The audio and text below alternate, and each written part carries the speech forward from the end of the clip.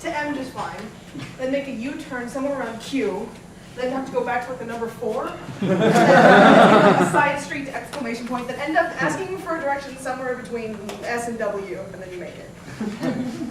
So, last spring, I spent a weekend at Lake Tahoe with my boyfriend at the time, and this was one of those adventures that you do on like the spur of the moment for fun.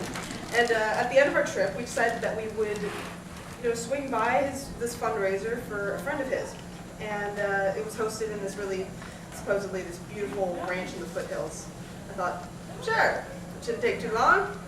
So now my boyfriend had lost his driver's license the day before we went up to Tahoe. So he was stuck with me driving the whole way. And he liked to joke about how, like, I was a bad driver, but seriously, he was a terrible passenger. He's the kind of person that gets really, really, really tense whenever anyone but himself is driving. Like I and most other people would sit there, chat with the driver, trust the driver to not like somehow hydroplane the car off the road on a dry road or something.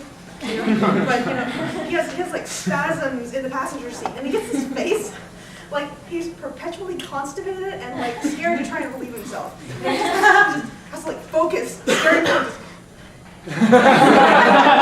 Get too close to the car. He's like gradually puts up his hands like he's trying to use the force, just no. And then you take this turn, and he's like, is it over? Yeah, it's like been over 10 minutes, dude. Like, get rid of yourself. And it's really, and so I learned not to worry about it. He's fine. Just keep the laxatives away from him. And to keep him from thinking about how totally uncomfortable he is, I make him navigate, and he's usually pretty good. But this time, when we came back from Tahoe, he read the map wrong. And so we exited the freeway about 3 exits too early. So, he's like, oh, we'll be fine. Maybe we can just take the scenic route. Now, looking back on that, I'm thinking maybe I should have considered his advice and think, this is coming from a man who looked like he was about to crap his pants like 10 times already during the trip. But, this is also where I'm supposed to say we did the intelligent thing and like turned around and got right back on the freeway. But, I'm not supposed to say that we actually tried the scenic route, which he was also quick to point out is a shortcut. And so, what's weird about shortcuts? They always end up taking about 3 times as longer than actually planned.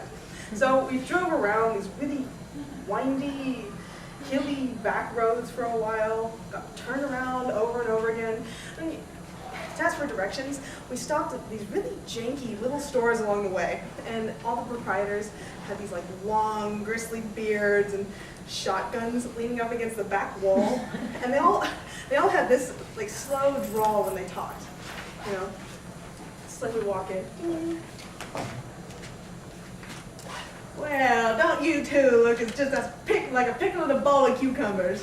To get back to the main road, you got to just drive as far down as you can, then take a right at the rock that looks like a moose head. You never seen one of those? You just city slickers. So the stuffed head on the wall there. Yeah, that's moose I killed myself. And it's like, dude, that was freaky. And they had to pull like their slugs in the back too.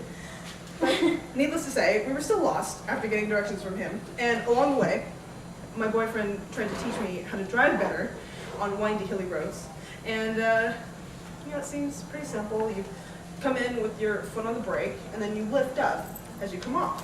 Now, after a while, though, his mantra got really annoying, and on each curve, it became brake on, brake up, brake on, brake up, brake on, brake up. It's like, fine, shut up! I'll wheel back up with you if you don't shut up! And now he's an ex-boyfriend. Actually, he wasn't too bad. But the worst part of this trip was all the signage, which was pretty much none except for the most useless signs out there. So basically, we just wanted a sign that said, finish line or end point or point Z or whatever. But the only signs that we got out there were basically telling us where we knew we already were. So like crossing a bridge, we drive over this bridge, and like halfway through the bridge, it says, caution, water below. It's like, what? Why would you tell us there's water under the bridge? That's totally not dangerous. So, and then You know, it's just, we hit signs like that all the time. Like that sign that says dip before you hit the dip. Like just before. It's like you have no time to prepare yourself if there is something dangerous going on. And so, eventually, we found this fundraiser in this really nondescript field. It wasn't as pretty as the guy made it sound. And we were tired and grumpy, and by the time we were pulling in, almost like everyone had left except for like a few people cleaning up the barbecue and our friend. And he's like, hey, glad you made it. You're a little late though. Not much trouble getting here, I hope, right?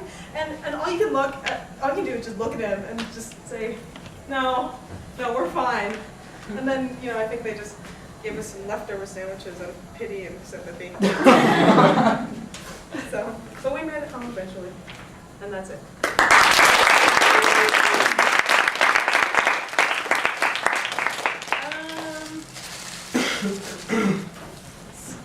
Let's see.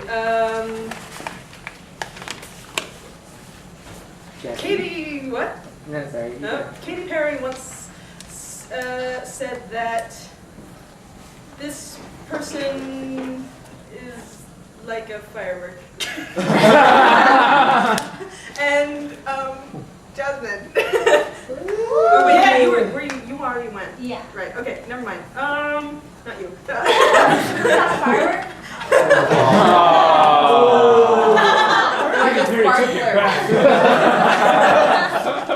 Good morning. Chris. Yeah.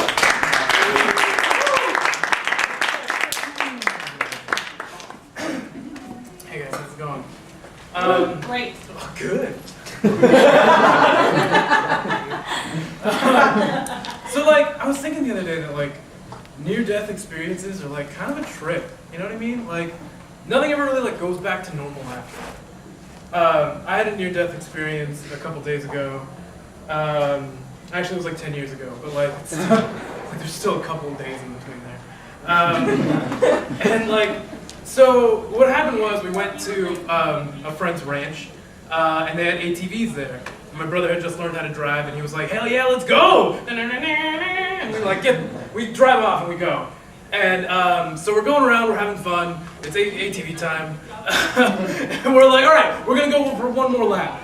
And I don't know why the fuck this happens, but every time you say like, "I'm gonna do one more," like this is the last one, like this is the last.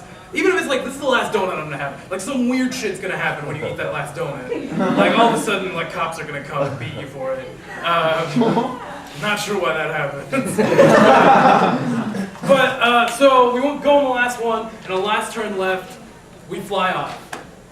And I go catatonic. Do you guys know what that is? Catatonic's kind of like when you go outside yourself and see yourself go through something.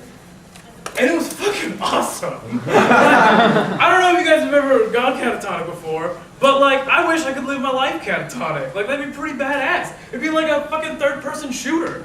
No one could sneak up on you. They'd be like trying to sneak up and you'd be like, "I'm Batman, bitch. I can see behind me." Like, it'd be so cool. Like, it'd be like an awful, cheap Wes Anderson movie every time. Like, I just put my headphones in and listen to this awful indie music as I ride the train forward. It like, having sex catatonic would be fucking amazing. Like, it'd be like having your own personal sex tape without having to ask a buddy for a favor. You'd be able to like get different angles and like, I don't know, something about it, I loved it, okay? And if you can, I suggest you try it.